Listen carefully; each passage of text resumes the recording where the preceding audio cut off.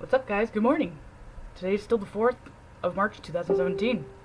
I don't know why I'm trying to do a disclaimer to warn you that I'm kind of frantic and having a full-blown anxiety episode throughout this discussion by telling you after the fact that I had it, because my nose should be obvious evidence enough that I kind of went to town on my anxiety, my German-Tillmania thing. But anyway, so with all the freak accidents going on, specifically because of the stellium with the Sun, Neptune, and Mercury right now, I was having some sort of, psychic deja vu last night, with some of the anxiety-infused or anxiety-inspired experiences that I had with similar signatures that are going on now, or just as equally terrifying signatures. So I'm going to explain to you my personal experience with when there's transits that are supposed to be signatures for accidents and fatalities and stuff like that, and explain to you what happens when they line up and stuff. So I know this is going to be like 40 minutes, but if you're interested in, Mercury retrograde accident kind of things, or if you're interested in just freak accidents, or, getting hurt, or perhaps even avoiding accidents, because that's my whole MO, my motive with this, it's definitely worth watching. And I apologize if I freak you out with my anxiety. Granted, I rewatched this, and for watching myself, I'm a lot cooler on the outside than I'm freaking out on the inside. I thought I looked way worse than I did. But yeah, so enjoy.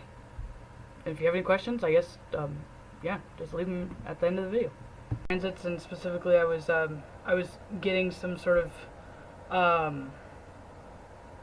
it's not just insight, but anyway, so today's the 4th now of March 2017. It's 2 a.m. Pacific Standard Time. So because in my natal chart I have a Sun square Neptune, whenever Neptune essentially and the Sun are having some sort of overwhelming, well, that's not supposed to be a pun about Neptune either, I mean some sort of aspect to each other, I would say maybe even like, the positive, quote-unquote positive aspects, I feel that too. But definitely when there's some sort of aspect in between Neptune and the Sun, I feel some sort of shift. I'm obviously not that good to where I can tell what kind of aspect it is per se, but I can feel something, and that's usually when I go and check transits. So just because I have quite a few planets like in the quote-unquote psychic houses, and I have psychic signatures and stuff, I don't necessarily, like some astrologers do, just go and look at the transits and then determine what's happening. I feel certain things, and throughout my life, instead of going off of my ideations, because I've done that before and that didn't turn out very well, anytime I did that, but me documenting my behavior and being aware of my the stress response behaviors and stuff like that with like mania, since I'm very good with personality disorders and those kinds of behaviors or whatever, I'm able to kind of determine if it's something that is like my ideation, or if it's I'm getting, I'm not perfect at it yet, but I mean I'm getting better, where I can tell if it's something psychic or if it's something psychotic, more or less, that sort of thing. Psychotic means delusional. But so I started feeling, it was yesterday, like I think late afternoon yesterday, I started to feel this fog. And even like when I do recreational anything, or if I drink, even though I am inebriated on the outside, I still feel like my Scorpio Mercury kind of HD candid camera is still able to pick up on a lot more than most people can when they're inebriated. And so when I feel like my not just my focus, but like my perception or my perspective looks like I'm a drunk, like I'm seeing double, and I don't mean that literally, but like I just things are delayed and I don't catch things as quick as I usually do. For example, here's a funny joke. So I don't ever condone or encourage people to be under the influence while driving. I clearly try not to do that kind of thing. I have a couple times here and there. I remember one time I was stoned, just, not very hardcore stoned or anything. But I was driving down the street and I got munchies. I'm approaching a four-way stop with lights. I stop all calmly, like it's nothing, while I'm eating, and my friend just asked me, "What the hell are you doing?" And I said, "The light is red." The light was not red at that light. The light was red at the following light. So I always say this to some of my close friends. I said, my subconscious mind is sharper or smarter than my conscious mind. And so when I feel like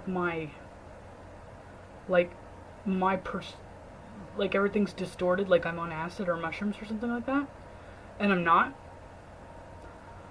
I start to get scared, because if I feel like that, that means that everybody else's perception and their attentiveness and like their alertness or whatever to be able to operate heavy machineries and drive, or to be able to make coherent thoughts, or to not hurt themselves or hurt somebody else on accident.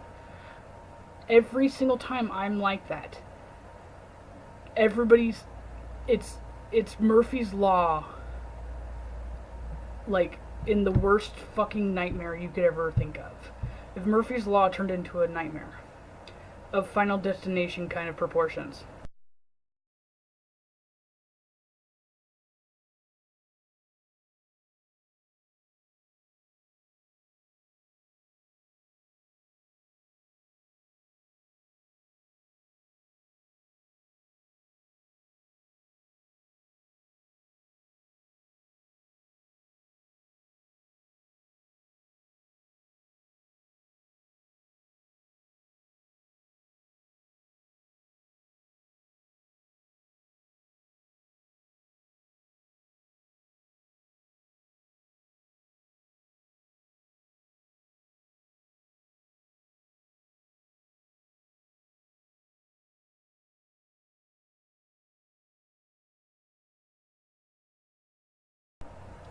Every time I feel like that, that's what kind of happens.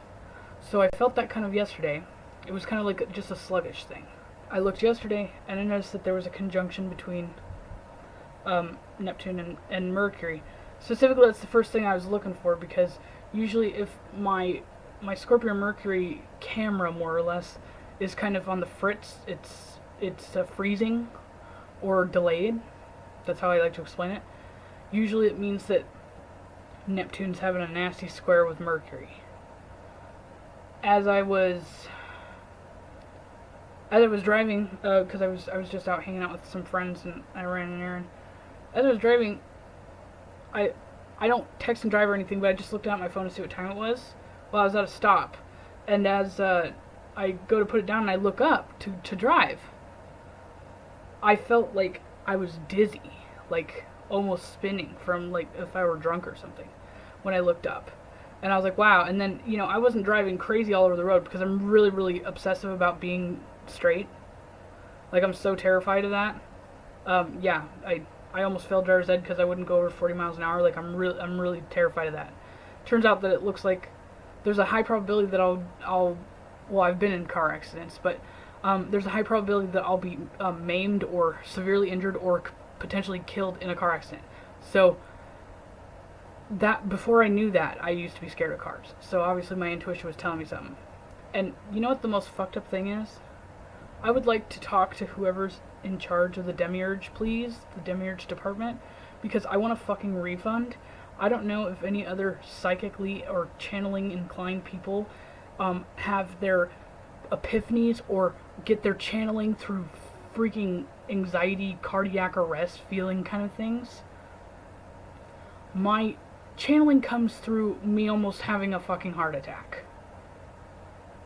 And then I'm stuck with the conundrum of talking myself down and just telling myself that it's all in my head, because I've done that before and it's worked. It does work if I want to. And then usually when I talk myself down, tell myself it's all in my head, then it comes back and bites me in the ass, and something either happens to me or something happens to somebody that I personally know that's in my general vicinity, typically.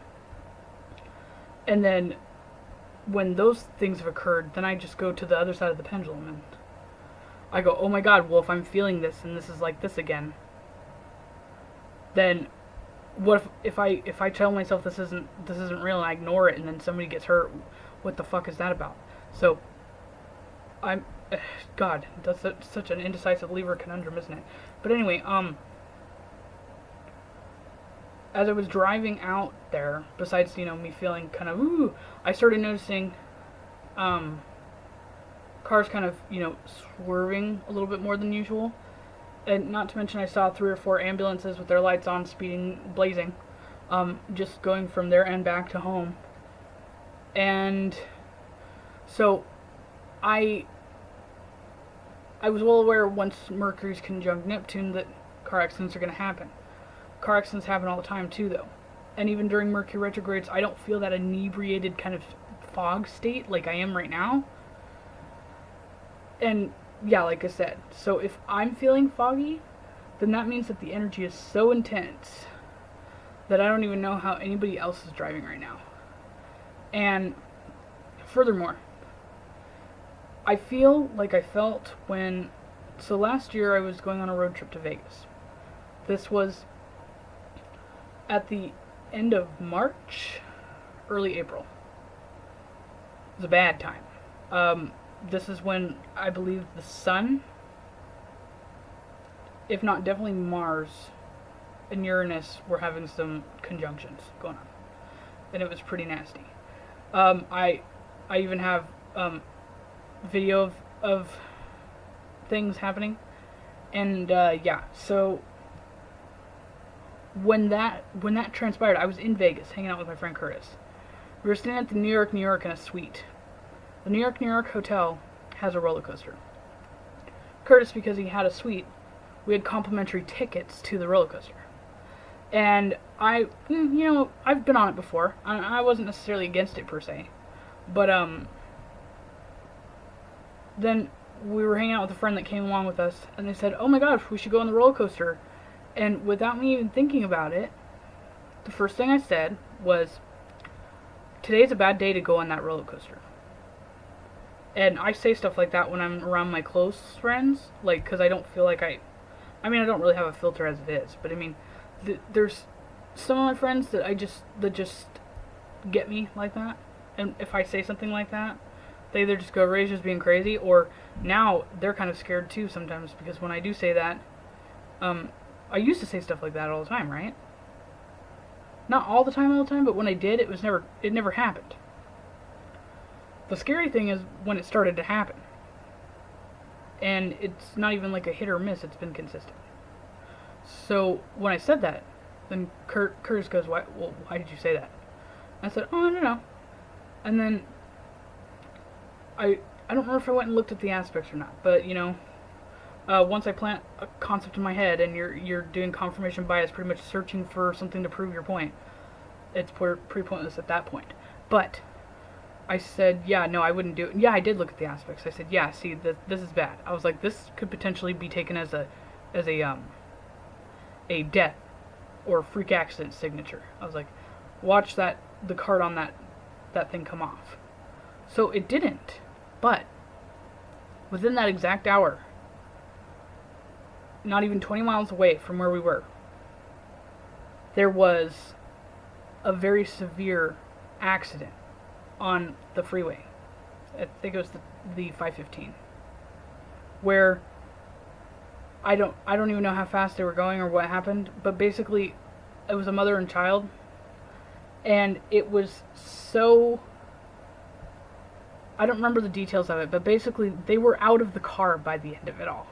The baby survived for a week until it died while it was in ICU, but she flew out of the car and was completely separated from the car. And that was the exact signature that essentially caused that. Is the one that I saw, and that's the thing that freaks me out.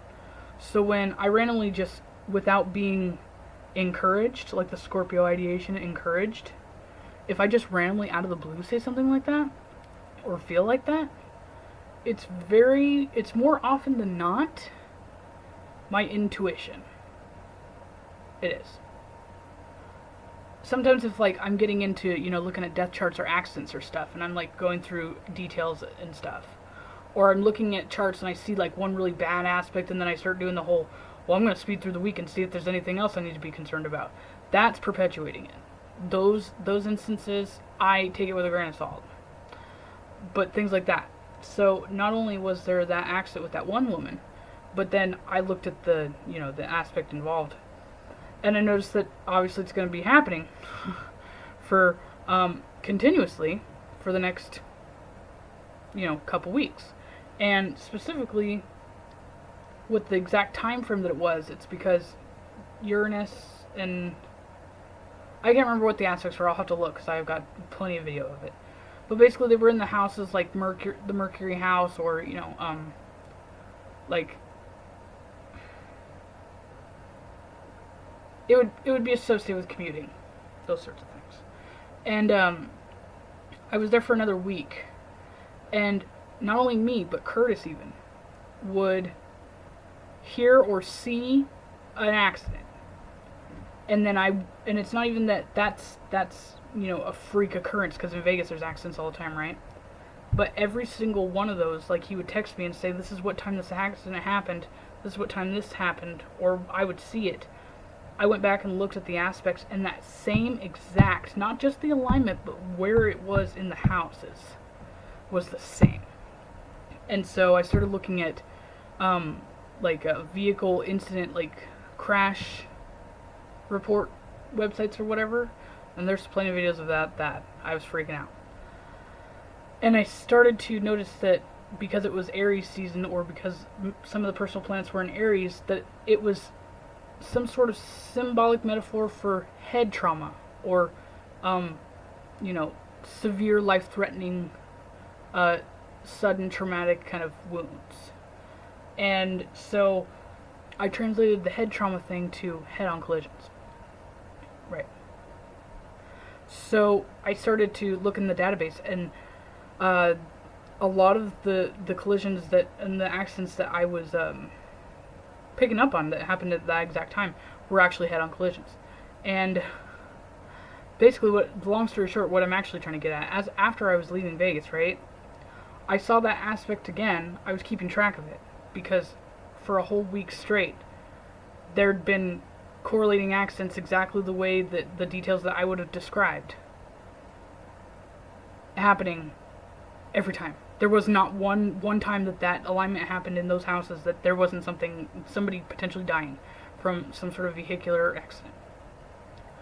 So when I charted out and kept it in mind, put a memo in my phone of when those times were. My brother was in the car with me, and a couple times, like, I would just consciously stop at a rest stop, wait there for 20-30 minutes if I had to, wait for that freaking thing to pass. And while we did that a couple times, my brother and I actually witnessed a van flip over while we were waiting at the rest stop. And then there was a truck that pulled up, tried to call 911, and they didn't have any reception. I'm pretty sure this is Mercury retrograde, because that would make sense. So then they used our phone. And then we went down the way a little more, and then there was a car in the ditch. I don't know how long that car was there, if it happened when that time frame was going on. And we saw 1, 2, 3, 4, at least 4, the aftermath of the accident, or we were actually present as the accident just happened, or it's happening. And yeah, then my brother was getting impatient with me halfway up through Nevada, because we're trying to go to Washington, and he was bitching and telling, and when my phone went off, I was going to stop. He was bitching that I should just keep going, and he looked at and saw how many more miles we have to go to get to where the hotel would be at, and he tried to tell me to just go, and I said, fine, I'll just keep going, but if I see somebody on the road, I'm getting off. So not even 15 minutes later, I'm on the road, and it's a highway, so there's one lane going one way, one lane going the other. I see a semi down the way. Wouldn't even be able to really see it, except for the fact that it had its headlights on, because the mirage kind of effect in the desert area. So it wasn't that concerned me. It was a white semi. I remember this because it was so fucking scary. A white semi. I wasn't concerned about that. all of a sudden, I saw a bright red truck of some kind. It ended up being a semi in my lane. So, some way down the way, and everybody's going 75 miles per hour. Truckers probably going faster than that, even though they're not supposed to. I saw it way down there. Luckily, I have that good of Hawkeye vision. And it was red. So luckily there's that. As soon as I saw it, I said, oh no, no, no, no, no. So I actually took my foot right off the gas right then and there because there was nobody behind me. Then I started actually slowly hitting the brake, hoping that that semi would get back over. That semi was attempting to pass the other semi. I understand that that's plausible, but not when you're that close to another car. So I looked at it, and my brother didn't even notice. He just looked up, and he was wondering why the fuck I'm stopping. And then he looks up, and he sees it, and he's like, they're gonna make it. And I'm like, no, they're not. No, they're not. No, they're not. So I decided instead of waiting it out or anything like that, because there was a ditch, the car would have probably flipped if I would have went off right where I was. So I just looked for the most even ground right as soon as I could possibly get off onto the side of the road in the ditch. And I did. And my brother was bitching at me. And then as he's bitching, I'm watching, I'm off the road as far as I can go without flipping over. That semi was trying to hit the gas. The other semi was not slowing down or anything. And that red semi almost jackknifed to try to graze in front of that white semi. And as it almost jackknifed that semi, it failed to clear my lane. And it flew through it. Nothing happened. The white semi, I think, slowed down a little bit. I was too scared to even know exactly what was going on. But that was, whew, yeah. So anyway, long story short, that same exact feeling I just got, I was getting when I was just driving home. Specifically, and that could be anxiety or PTSD or something like that. I could be having residual, like, anxiety, because it is almost around that time frame of the year, so I could be having, like, you know, synchronistic PTSD or something, if that's a thing. I'm sure that's a thing. And if it's not a thing, I can, and it hasn't been discovered yet, I'll be the one to discover it, I'm sure. But yeah. So just a couple of times when I was coming home on a highway just now, where it goes one way or the other, I was almost like having a heart attack because I was scared. And I'm just like, woof, woof, woof, and I wanted to get home, hurry up and get home really fast. And anyway, so I wanted to look at the transits to see if I was having this kind of, you know, pep talk with myself in the car. And I'm like, did I encourage the ideation? Am I guilty of this? And I said, well, I mean, not really, there's a chance, but I mean, not really. So then I looked at the aspects going on right now. Oh, okay, well, maybe that's why I wanted to rush home. So, yeah, the Mercury Neptune conjunction was in the 3rd house as I was driving home. No wonder why I wanted to get home. Oh, Uranus was that oh, hell no. Oh, no. Okay, so, this is not anything I'm over-exaggerating or making up. So I told my friend, I was like, dude, I gotta go home. I'm usually not like that. I don't rush home. And I've actually been pretty bad with time for quite some time. Thanks, Neptune in my 6th house. But, so, obviously the Uranus-Pluto square with Jupiter is not, the T-square, is not only a death signature or a trauma signature, but I've already correlated that many times. Not just the Uranus-Pluto square, because I mean plenty of people have at this point, but with the Uranus-Pluto-Jupiter T-square with death. Obviously, one of the major death signatures that I have plenty of chart data on is when Pluto goes over the ascendant, especially if Pluto is fucking squaring something like the Uranus or Jupiter. And yeah, so anyway, we have Saturn that's actually about to go over the ascendant right now. So this is at 1:58 a.m. Right now it's 2:26 a.m. Okay, so at this moment, right now, actually, Saturn is about to go over the ascendant. Oh God. Woo! Not good.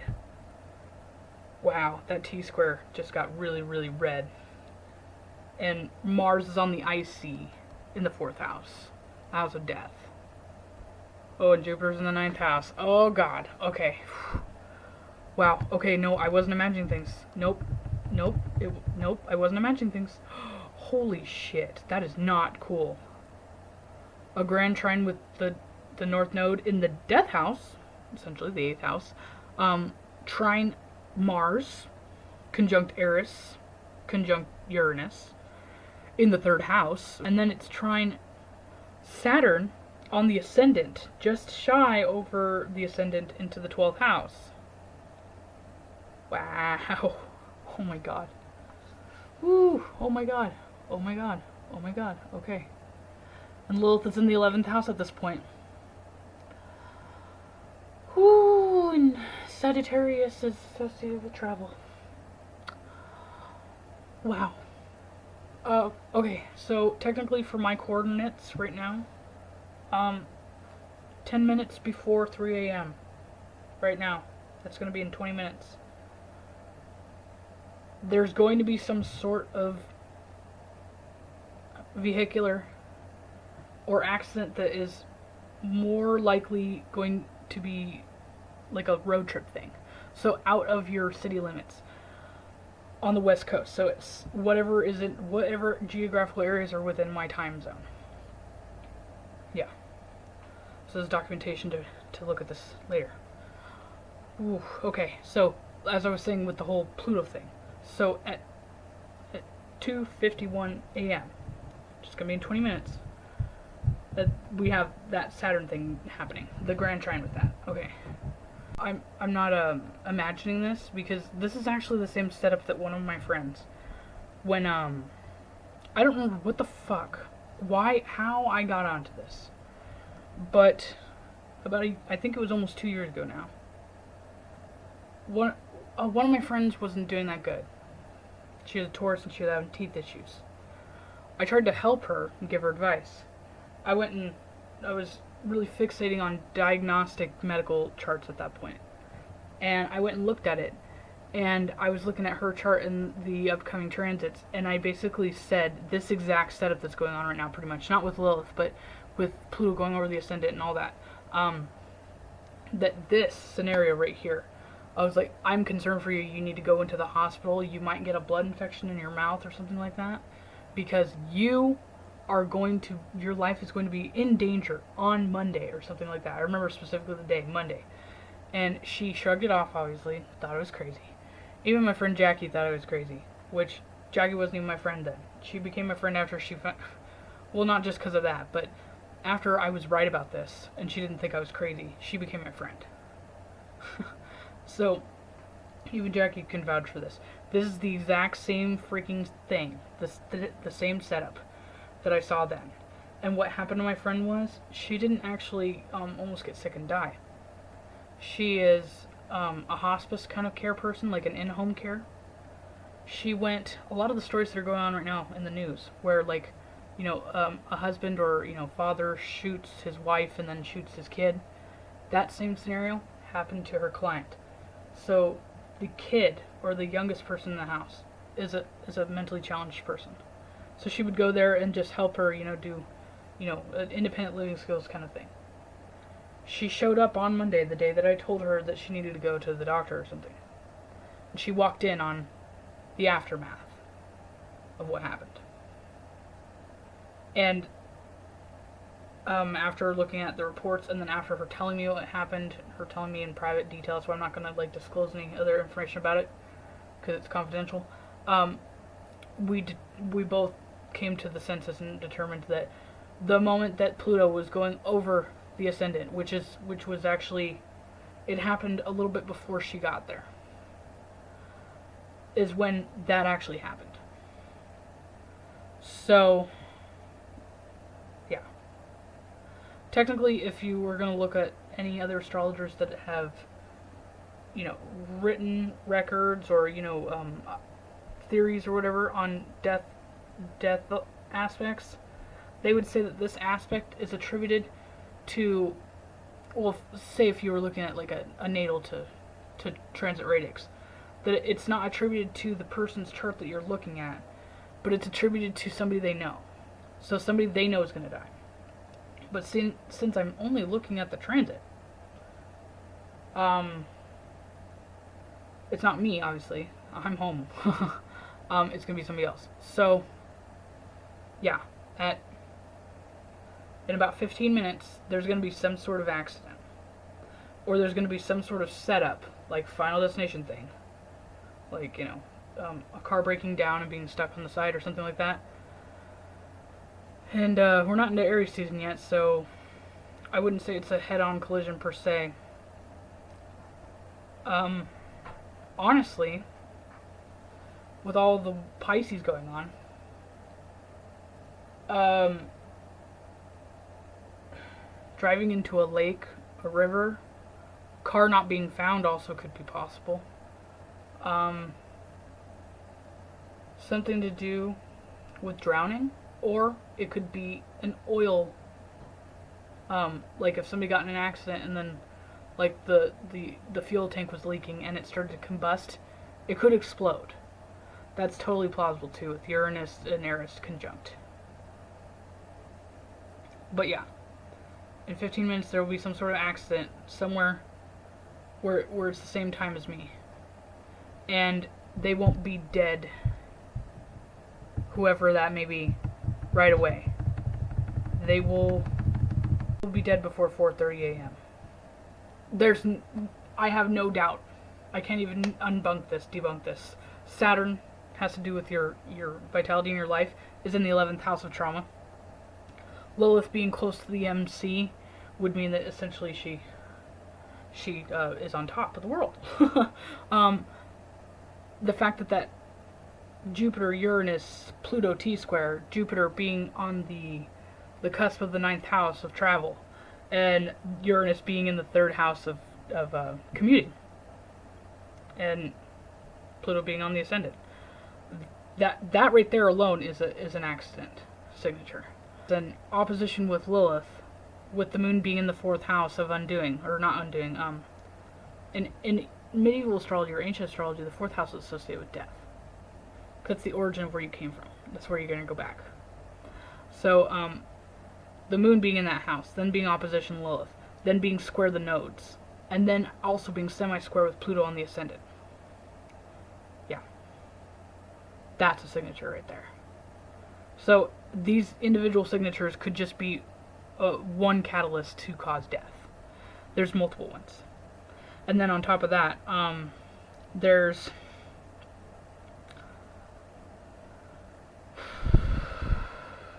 a semi-square from Pluto to Lilith, and a semi-square from Pluto to the south node. Then there's a sextile with the Sun, Pluto to the Sun. And then there's a sextile with Pluto to the MC. Yeah. So Pluto is the key signature right here for death. Like, as I said initially. Like, if you were going to, put these in order by how more probable it is of death, the Pluto going over the ascendant is the number one fail-safe death signature. And the fact that it's sextile with the Sun, and sextile with the MC, which also represents life as well, there's absolutely no fucking argument with this. No. So I'm going to quit perpetuating this, because I'm just going to make myself worse. And there's nothing I can do. There's nothing I can do. I need to stop. I have Chiron in the 1st house, so I have like that knight in shining armor, like I want to save everybody thing. Like, when I look at these things, it's not for me to psych myself out or to scare people. It's because I'm panicking, trying to think of how I can save them. And I need to accept that I can't fucking save them. And even if I could intervene physically in time, it doesn't mean they'll listen. I can't. I've done this before. I've tried to physically intervene before. People I've known have still killed themselves, and not in an accident, but killed themselves. There's nothing I could have done. I need to accept that. I'm gonna go. I'll check back in later and find out who died. What accidents happened. God, I thought I was gonna have a day where I didn't do this. Hello, is there someone there who cares for God-forsaken souls and God-forsaken man? Is there someone there who